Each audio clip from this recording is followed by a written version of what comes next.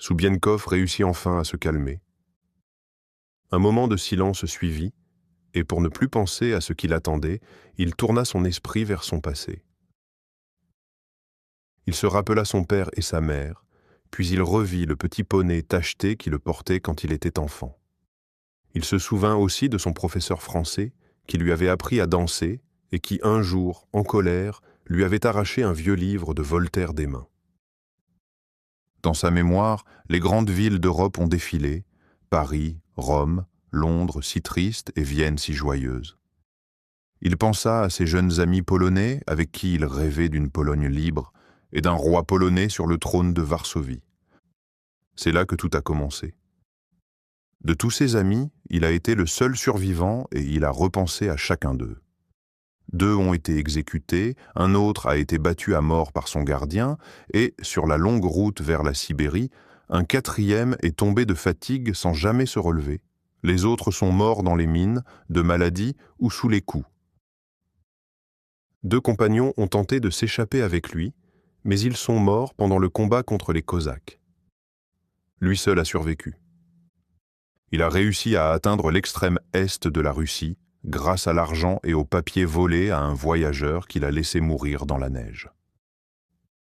Partout, la violence le suivait et restait présente, même dans les lieux d'études ou de plaisir. Il a vu tuer autour de lui et il a tué lui-même. Le même jour, il a affronté 2 officiers russes en duel, et pour obtenir un passeport et sauver sa vie, il a tué un homme innocent.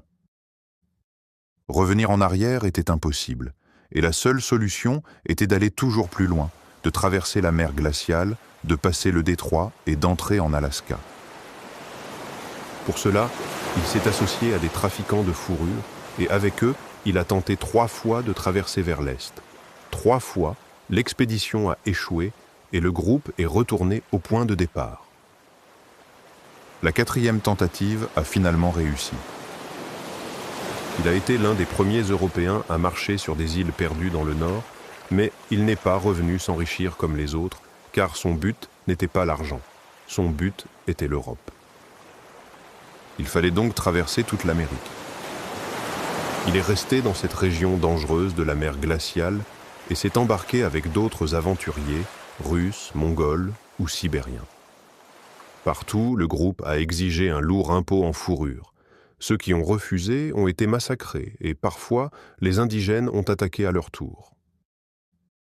Ainsi, la violence ne s'est jamais arrêtée.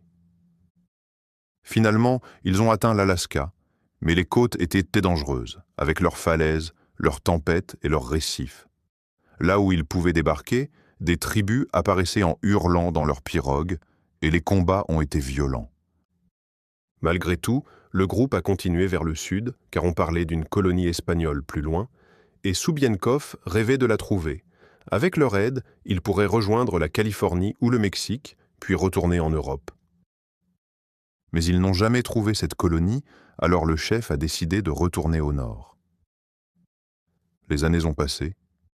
Soubienkov a participé à la construction d'un fort, et chaque été, il commerçait avec les Indiens. On échangeait des peaux, de l'ivoire et des objets venus de très loin. Il interrogeait tous les voyageurs parce qu'il voulait comprendre les territoires inconnus. On parlait de dangers, de montagnes immenses et de forêts sans fin, et l'on racontait aussi l'existence d'hommes blancs, aux yeux bleus, vivant loin à l'est. Personne ne les avait vus, mais tout le monde en parlait. Enfin, il a entendu parler d'un grand fleuve à l'est, le Yukon, un fleuve immense qui conduisait vers d'autres hommes blancs. Il a tenté une expédition vers ce fleuve, mais sans succès. Le chef a décidé d'y construire un fort sur le territoire d'une tribu locale. Soubienkov a voulu continuer vers l'est, mais l'hiver approchait et il a fallu attendre. La construction du fort a été terrible, car les Indiens ont été forcés de travailler et ceux qui ont tenté de fuir ont été punis devant les autres. Certains sont morts, et les survivants ont appris à obéir. L'hiver est arrivé avant la fin des travaux. Puis la saison des fourrures a commencé, et le groupe a capturé des femmes et des enfants et a exigé des fourrures en échange de leur libération. Ainsi, Les graines de la haine avaient été plantées. Maintenant, l'heure de la récolte approchait.